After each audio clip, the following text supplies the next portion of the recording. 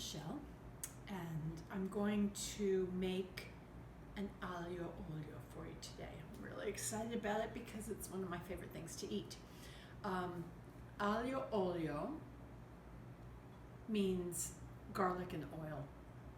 And the first time I heard about it was a long time ago when I was reading a Marcella Hazan cookbook. And she had a little story to go with it. And she said that Italians, late at night, when they come home from the opera or the theater, sometimes they like to have a little something to eat, and this is what they make. And that sounded so romantic to me. I could imagine tossing off your top coat and kicking off your high heels and sitting down in this fabulous Tuscan kitchen and making a pot of pasta with someone you love and just quietly having a bite to eat before you go to bed. Now, that's not the way I live. It's also not the way I make aglio olio anymore. I've added a few things as time has gone by, and so it's my own now. But it's so good. It's so good. You will not throw one strand away if you have leftovers. You will save it and let it come to room temperature the next day and then have the best leftovers. Okay, so like I said, I have added a lot of things along the way, but here's what you'll need to make an aglio olio. Pasta. You need spaghetti, my favorite kind of pasta. I love to twirl up some spaghetti. I like a thicker pasta. This is a thin pasta because all I have. We're in the middle of the virus here. I don't know when you're going to watch this, but this is what I had in my cabinet. I like a regular size or a bucatini, but a thin will do. I like whole wheat, but you know, whatever you have is good. You'll need salt, you'll need black pepper, lots of it. You'll need some anchovies. You'll need some red pepper flakes because we're going to make it spicy. Or you know what, as we go along, you're going to decide what you want more of and less of and adjust things to be the way you like them, because that's the way I believe cooking is. I don't think you should have to follow a recipe exactly, ever. You adjust it to your taste. We need parsley. And I forgot, we also need garlic. I mean, it is called garlic and oil, so. And we need olive oil. And so we have come to Olive Oil Jones. That is our company, my husband and I. We only have early harvest extra virgin olive oil. We have 5 Spanish oils. We have 2 Italian oils, and we have 1 Portuguese oil. We know all of our producers very well and only import from people that we know and trust. But while extra virgin olive oil is a no-brainer, early harvest is the thing that is important about what we do. An early harvest olive oil is made with olives that are still green, that are harvested off the tree, that haven't fallen off black and ripe. They give a little less oil, so it might be a little more expensive, but it is filled and overflowing with the antioxidants and polyphenols that are anti-carcinogenic, that are good for diabetes, that are good for heart disease, and all of the things that you hear scientists, medical professionals, and nutritionists say that makes olive oil good for you. Early harvest. It's also, all of those oils end with a finish that is peppery and a little spicy, depending on which oil you're using, and it's what brings your food to life. You'll see. You'll see. I don't have to sell it because it sells itself. Okay, let's start to make our pasta. Okay, I forgot one of my most important ingredients, tomatoes. You need a 14-ounce can of tomatoes, preferably in puree. And if you're lucky enough to be able to find them, get the little cherry tomatoes in puree in cans. I don't know, there might be a lot of different kinds. I have found these. I'm not hawking these kinds, these brands, but a cherry tomato in a can in puree is mwah. I mean, they're so much more flavorful. Maybe it's because the cherry tomato is small and filled with less water and able to have more flavor. I don't know the chemistry or science of it, but anyway, you need these for your recipe. Okay. The first thing I do is wash my parsley, and I wash it several times. I don't shake the parsley around much because it stirs up all the dirt at the bottom of the bowl.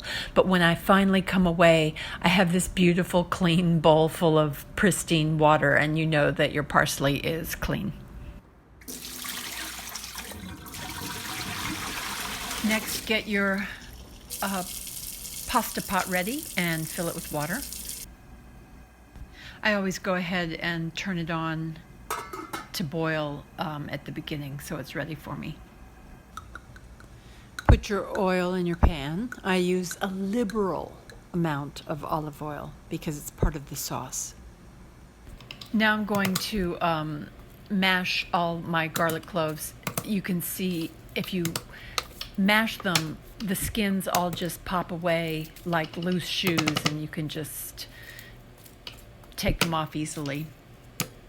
A lot of garlic because I use a lot of garlic in this recipe. One thing I wanted to say about using so much olive oil is that olive oil is not just a cooking oil. It's a condiment. You can dip your bread with a little salt and olive oil. You can drizzle some olive oil over a minestrone. You put olive oil on your salad because you want to taste the olive oil. So when I use a lot of olive oil, it's not the same as if I'm using some kind of canola oil or what other, oil. It's part of the dish.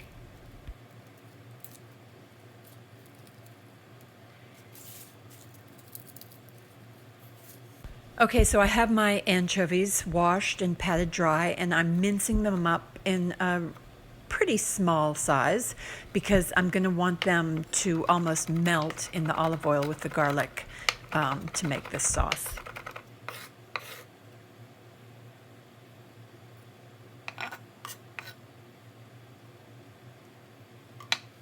Okay, so I'm going to start putting the garlic in the oil. The oil's warming up. I'm going to use a garlic press. A lot of people don't think a garlic press is necessarily a tool that any serious chef should use, but I don't care. I love that the garlic press for this particular dish mashes it to the texture I need and want for this sauce. I think that the theory behind not using a garlic press is that when you chop your garlic, you get more surfaces to get flavor from. But in this case, you'll see it gives the sauce the perfect texture, and I don't care if anyone says anything about using a garlic press. It's perfect for this.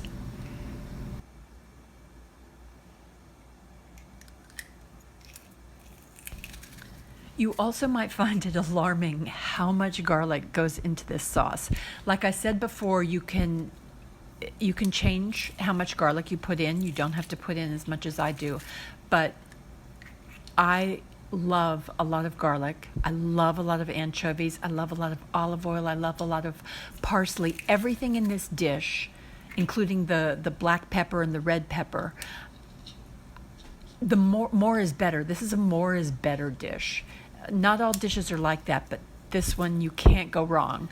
But if you're sensitive to garlic, maybe you want to start off with a little bit of a smaller portion.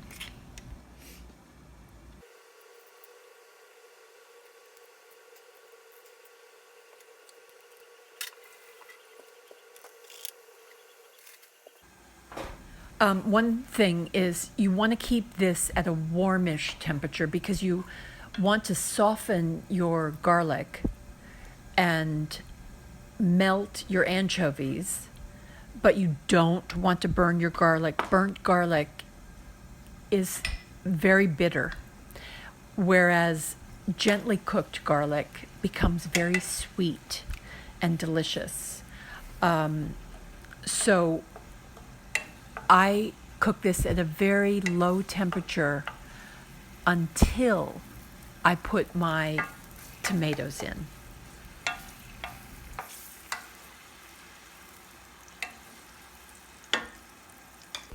I usually cut my parsley, the tips off with a kitchen scissors, and it makes it so much easier after doing that to just mince it up with the knife. Maybe you have a better way. I'd love to hear.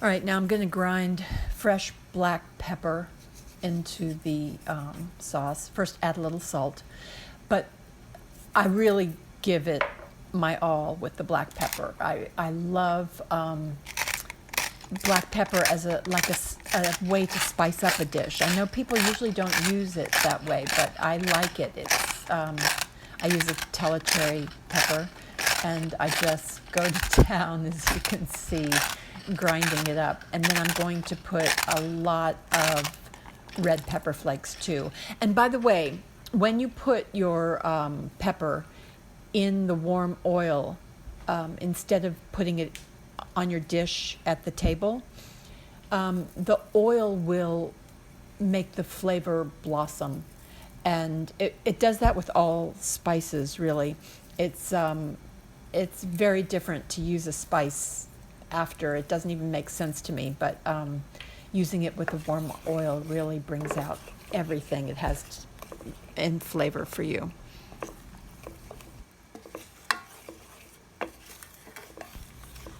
And I sped this video up a little bit, so I just wanted to tell you that the way I know when something's done or ready to be done is by smell and by look. So if the little garlic particles are soft and smell sweet, and if it smells really good, then maybe it's ready for the tomatoes. Now, when I put my tomatoes in, the liquid from the tomatoes helps keep the garlic from burning. So you can I mash these sweet little cherry tomatoes with the old potato masher that I've had for probably 20 years. But the liquid helps the garlic, helps prevent the garlic from browning. And so I'll mash up the tomatoes, and then I can turn up the heat a little bit to get rid of all of the water from the tomatoes, so that we have this really intensely tomatoey sauce. So good, looking good already.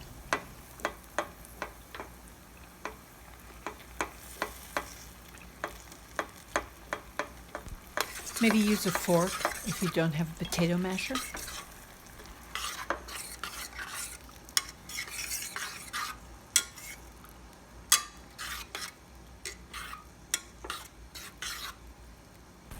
And here you can see after, just, I think it was less than 10 minutes, how the tomatoes have cooked down, and you already have this burnished red sauce with melted anchovies and garlic. Oh, it's getting close. We're getting close. I'm going to pop the pasta in, and little oil, little salt.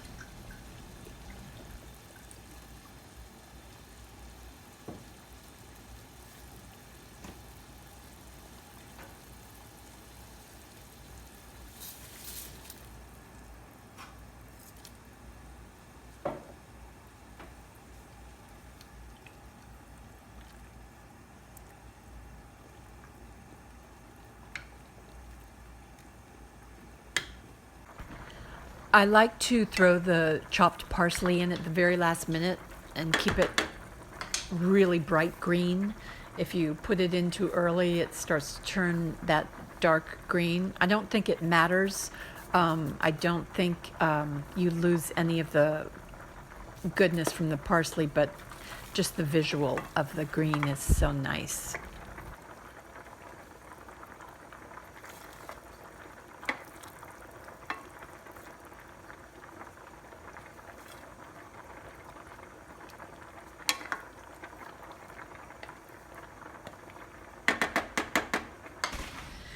And the pasta's done.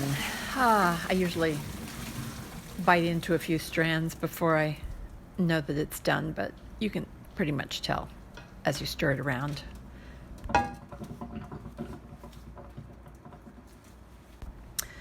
Okay, here we go. The sauce is ready. This sauce is, I don't know. I don't know if you can imagine how it tastes, but it's so divine.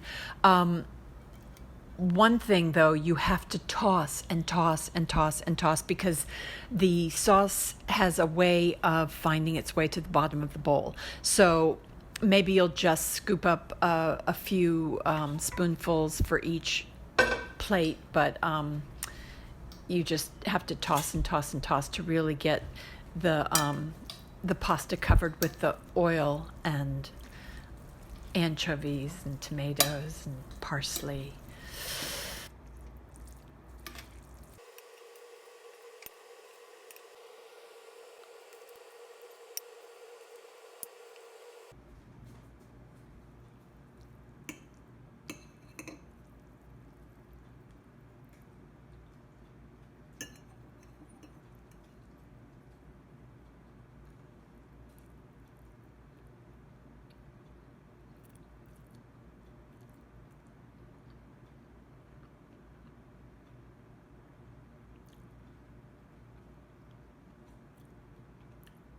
It's so good. Oh, it's so good. We could add a little more olive oil, but